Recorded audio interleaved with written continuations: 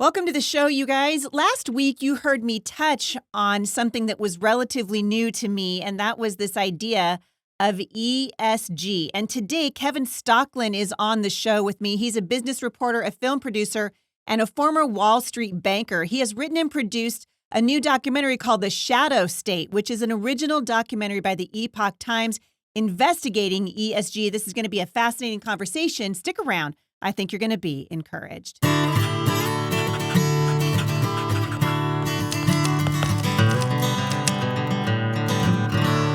Thank you guys for tuning in as we head into the weekend. I want to remind you that we are in the process of taking your questions for the next episode of Mailbox Monday, and we appreciate you guys writing in. If you'd like to have your question aired on the show, you can go to HeidiSt.John.com/Mailbox Monday. All right, you guys know how important it is to me to be sort of talking about current events here. We talked about the shadow state. Last time we had Rod Dreher on the show, we were talking about the importance of understanding Marxism. Last week, we talked about cultural Marxism and this push that's happening in the culture by this woke ideology that has really infected our schools and our universities. Well, Kevin is here to talk about ESG today. He is an expert in this area. He's been writing breaking news and stories at the Epoch Times for years, and I am thrilled to have him here. Kevin, welcome to the show. Heidi, thank you for having me on. I'm glad that you're here. I want to jump right into this because most of my listeners, this was a relatively new term to them when I introduced it a couple weeks ago, as it is to me. ESG, otherwise known as environmental, social, and corporate governance. Can you explain to listeners today exactly what this is? Because for most of us, I think we're learning from, every time we turn around, the alphabet mafia has a new terminology for us. And I think this is a pretty new one. Yeah, well, it is just another acronym. But what it stands for, it's an umbrella ideology. It's both an ideology and an industry. But as an ideology, it stands for environmental, has to do with climate change, basically. The social component is really social justice. It's critical race theory. It's things like racial equity and things like that. And then governance speaks to how corporations are run, and that may take the form of quotas, hiring quotas, or quotas on boards, and things like this. So that's, and then for good measure, they throw in things like gun control and abortion rights, etc. So it really is kind of a catch-all for a number of progressive ideologies thrown into one basket. But it's also an industry. It has tens of trillions of dollars of money supporting it, and some people think, well, it's an industry. They must be making iPhones or cars or something. In fact, no, this is our money. This is our retirement money, our savings money that goes into 401ks or pension funds. And it's been being used by a small number of activist asset managers to control the corporations whose shares they own through our money, to arm twist them into going along with this ideology. It's crazy. And we hear a lot, right now about the woke agenda. It's everywhere. Finally, people are talking about it. How is ESG responsible for the agenda that everyone's talking about right now? Yeah. So, it basically, if you look at, for example, let's say you put your money into an index fund, and that money would probably be managed by one of three asset managers, and that would be BlackRock, Vanguard, and State Street. Together, they control nearly $20 trillion of assets. And they will go out and they will buy all of these companies that are in the S&P 500. They'll buy Exxon and Apple and Ford and GM and all these companies. They own the shares in those companies. So we would buy shares in their funds. They own the shares in the companies, and they have the voting rights that go along with that. So they are able to sit on corporate boards. There's a case in point with Exxon. They were able to force Exxon to put on three green activists onto their board to encourage Exxon to shift out of fossil fuels into clean energy. And obviously, this is a company that doesn't do clean energy. They have no advantage there. We don't have any of these minerals in the US. We have fossil fuels. So this is an example, but we see a lot of other examples of ESG at work. So for example, we see Disney following the ESG ideology. They are fighting parents' rights laws in Florida that don't want to teach sex ed between grades kindergarten and third grade. Disney thinks that's a great idea, so they fought that law.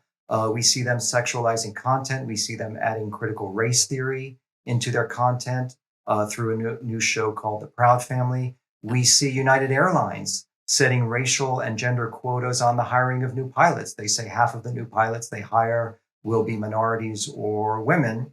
We see companies like Coca-Cola fighting Coca-Cola, Major League Baseball, and Delta Airlines fighting voter ID laws in Georgia, which the overwhelming majority of people across all racial groups support. And then we see companies like JP Morgan and Goldman Sachs refusing to lend to oil discovery in the Arctic. So none of this has anything to do with corporate profitability or shareholder value.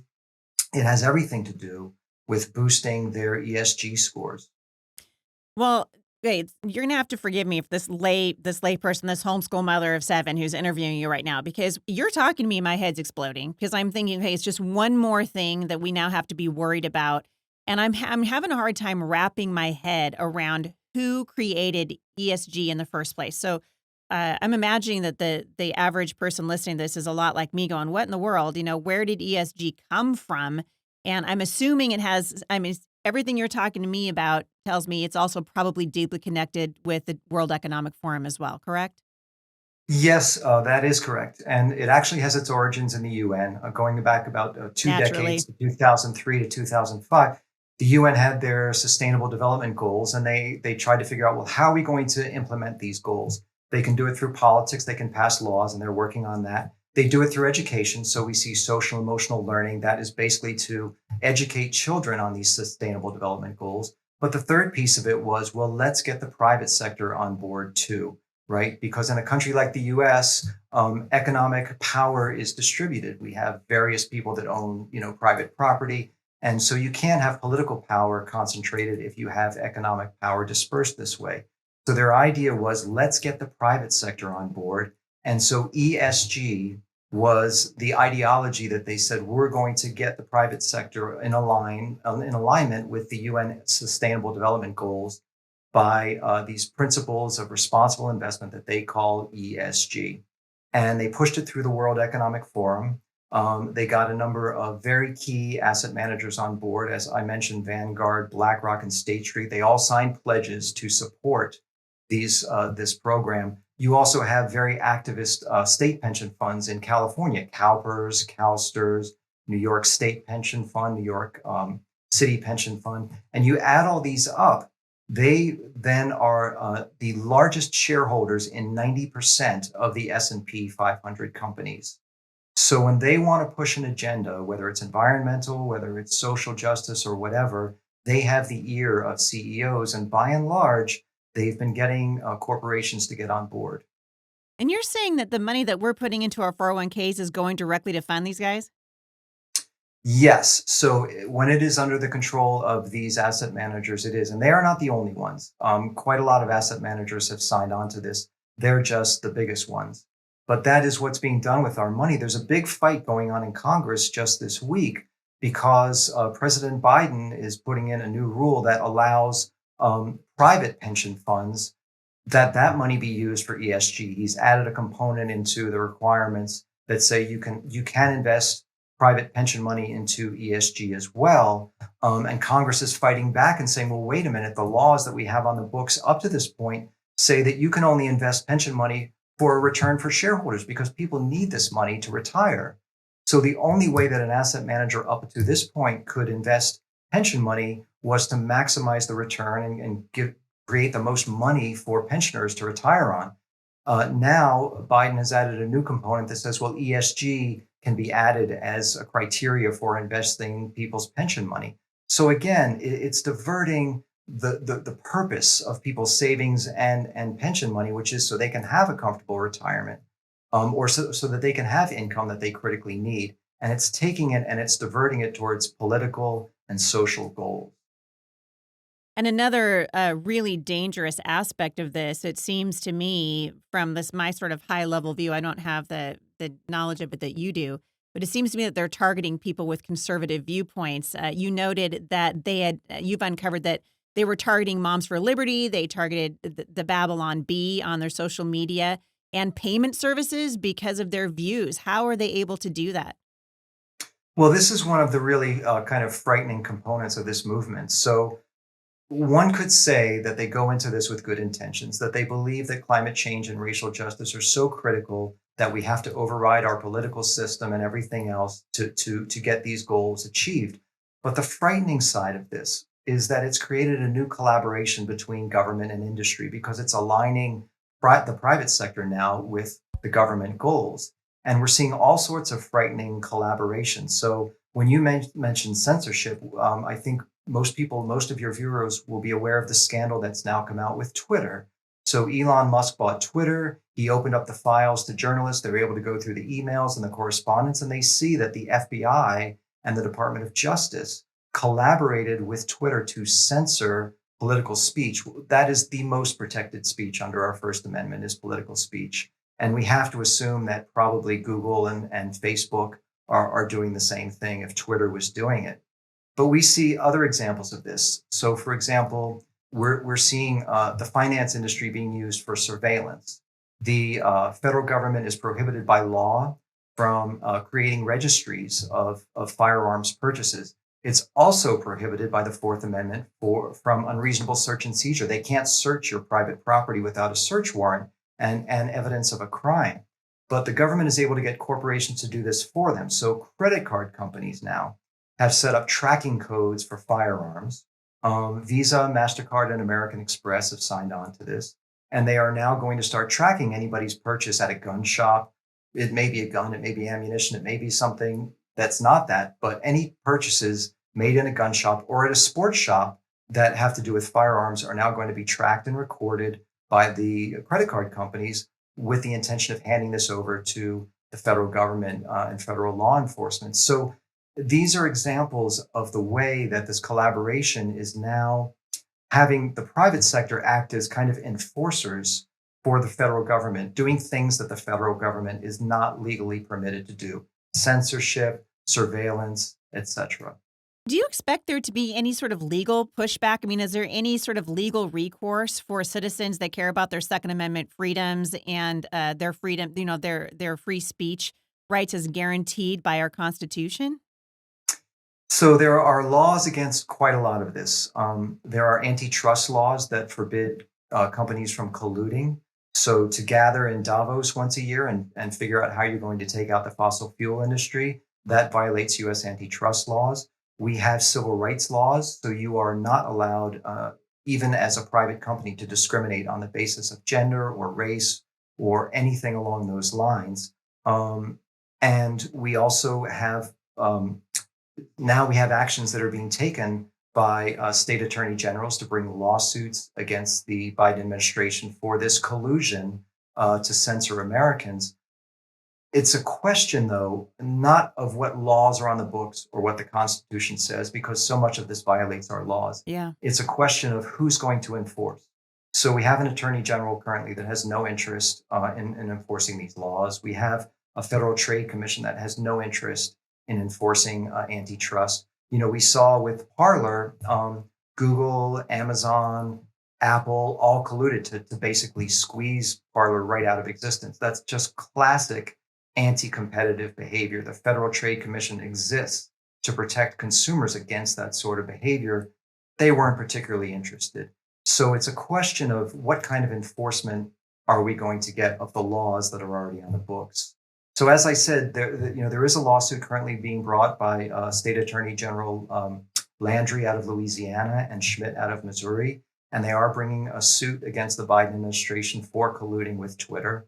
And they believe that may go all the way up to the Supreme Court. So we'll see how that works itself out. But again, it's a question of how willing we are to stand up for and enforce the laws that exist in this country. I want to get to talking about the documentary that you've created, but before I jump into that, I think ordinary people, I keep saying that because most of us have absolutely no jurisdiction over any of these things, right? You hear it and you're just like, great, it's just one more thing I need to worry about. Is there anything that regular Americans can do, either with their checkbooks or through the legislative process or whatever, to push back against ESG? There are a lot of things, and I don't want to paint the picture that this is completely bleak and that all hope is lost. That is not the case at all. There are a number of Achilles heels that this movement has, and I'll talk about them. But one, as I said, we see We see state attorney generals starting to get active and Yeah. demand that U.S. laws get enforced. We are seeing some action in Congress. There's some mumblings, nothing really concrete yet, but there's some mumblings that they may be looking to bring some antitrust actions against the World Economic Forum, against some of these groups where these companies collaborate against the fossil fuel or the firearms industry. We are seeing a number of states that ban their state pensions from being invested according to ESG. Hmm. We are seeing a number of states that are now boycotting ESG asset managers and banks that are discriminating against certain industries. Texas, Florida, West Virginia are perhaps some of the most active, but a number of other states have gotten on board. So these things are starting to happen, and they're starting to happen within the past year. The last thing that I will say to give people hope is that this industry is basically a central planning industry. They want our economy to be run out of places like the World Economic Forum and run by committee and things like this. Those systems inevitably fail. These are the same ideology that brought us things like collective farming. They create shortages, they create inflation, and that's what we're seeing today. We're seeing shortages of energy, we're seeing shortages of food, we're seeing unaffordable prices for the gas pump and at the grocery store. Farmers being squeezed because they can't afford diesel fuel or fertilizer. So the system itself is not really sustainable. And I think at some point people are going to get fed up and they're going to start All right. pushing back. And then the last thing I will say, not to go too long on this point, but buying habits are also important. So if you are banking with a large Wall Street bank and you don't like the fact that they're woke or their policies, you can start looking at smaller community savings and loans, local banks and things like this. Patriot Mobile is an example of a company that offers cell phone service, and they are a conservative company. In publishing, there are publishing companies that have now Heroes of Liberty and the Tuttle Twins that have stepped up and produced more suitable publishing and books for children. So there are alternatives, and I encourage people to look at who you're supporting with your dollars and make good choices. Man, it's so important. I just did a show the other day about alternatives to Disney. I'm like, you guys stop taking your kids to these woke, disgusting companies that are making millions off of you trying to entertain your children and then turning that around and injuring children with the money that you're giving them. I mean, take your kids to Monticello, take them to Colonial Williamsburg, for goodness sake, take them to the Ark Encounter in Williamstown, Kentucky. There's so many options. I've had the CEO of Public Square on the show a couple of weeks ago. We had the authors of the Tuttle Twins here trying to give parents really good options because there are a lot of them. Let's talk for just a minute about the documentary that you've created, The Shadow State. What's it about? Well, it is about the ESG industry. It's a kind of a look under the hood. It shows how the industry works. It shows who the big players are. It shows a lot of ways that it's affecting our lives. And then we also show what's being done to push back against it. And finance it can be very arcane, and a lot of people don't necessarily understand the lingo or the terms or how it works. So I made this documentary to make it very intelligible, so that people could sit down for an hour and they could understand how the system works and how it's affecting them. But we also look at this kind of dangerous collusion between the government and private industry and how this is really trampling our rights. The genius of our political system is that power is dispersed, and we have checks and balances, and we have separation of powers, and we have federalism. And the whole purpose of this ESG industry is to circumvent all of that Mm. and to kind of rule the economy and rule our behavior by committees and by groups. And we don't have a say, we don't have a vote in anything that these CEOs decide. We don't have a voice in Davos. We don't get to go to Switzerland and make these decisions. So I wanted to reveal to people kind of what's going on behind the scenes that they may not know about, but also, to give hope that, we can be informed and we can push back.